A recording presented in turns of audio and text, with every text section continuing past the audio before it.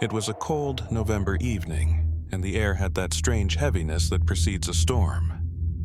Jason, an accountant at a small firm, was heading home after a long day of work. He had stopped by the usual corner store near his apartment to grab something quick to eat. He lived in an old, decaying building on the outskirts of town, a tall, worn-out structure with elevators that worked sporadically and long, dim corridors that always smelled of dampness. Jason lived on the top floor, the 10th. Few residents ever ventured that high, especially on foot. As expected, the elevator wasn't working that evening, so Jason prepared for the dreaded walk up the stairs, something that had become an unfortunate routine in recent months due to constant breakdowns. He began his climb, step by step, trying not to think about how exhausted he was. By the time he reached the 5th floor, the corridor lights flickered briefly before going out for a few seconds. This wasn't unusual, but the sudden darkness always sent a chill down his spine. Jason knew the building well. Most of the residents were elderly, and some of them hadn't been seen outside for months. It was as if the building itself was slowly dying alongside its occupants. When he reached the 8th floor, Jason heard a sound behind him, a faint creak, like a door opening. He stopped and turned, but saw nothing. The corridor was empty, and all the apartment doors were shut. Dismissing it as his imagination, he quickened his pace, feeling a bit uneasy. It was probably nothing, he told himself. But on the 9th floor, the noise came again, this time clearer. Soft footsteps trailing behind him. His heart started to pound, and a cold shiver ran down his spine. He spun around, but once again, the hallway was empty. Taking a deep breath, he tried to calm himself. "You're just tired," he thought. "There's nothing there." By the time he reached the 10th floor, Jason had an overwhelming sense that something was watching him. The lights in the hallway were dim, one of them flickering as if it were on the verge of burning out.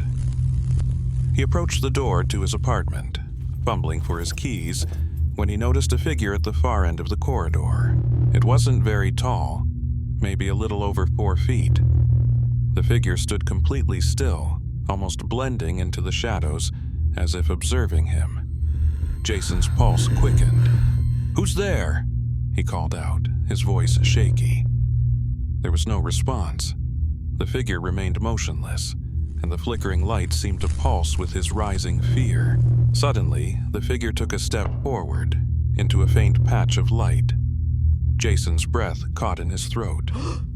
It was a little girl, or at least that's what it looked like. Her hair was long and dark, covering most of her face, and she was wearing a tattered white dress. Something about her was wrong.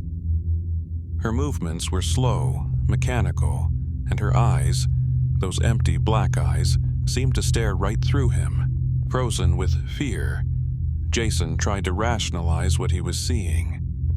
She must be a neighbor's kid, he thought. But why is she here at this hour, all alone?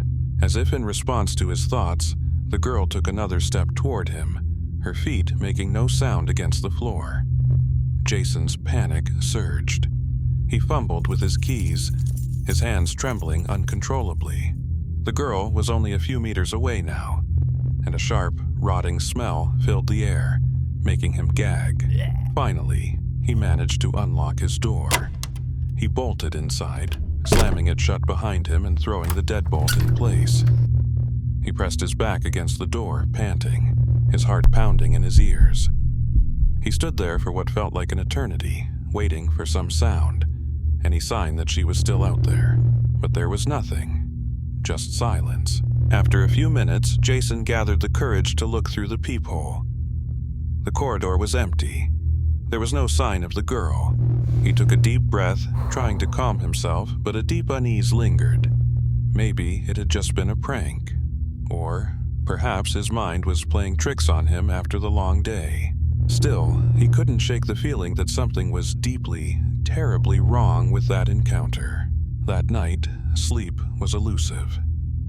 Every creak of the building made him jump, and his dreams were haunted by the image of those black, hollow eyes. He woke several times, drenched in sweat, convinced that someone, or something, was standing just outside his door. The next morning, as he left for work, Jason noticed something odd on the floor in front of his apartment. A small object, dirty and round, had been left on the doormat. He bent down to pick it up, and his blood turned to ice. It was an old, ragged doll. Its eyes had been completely blackened out.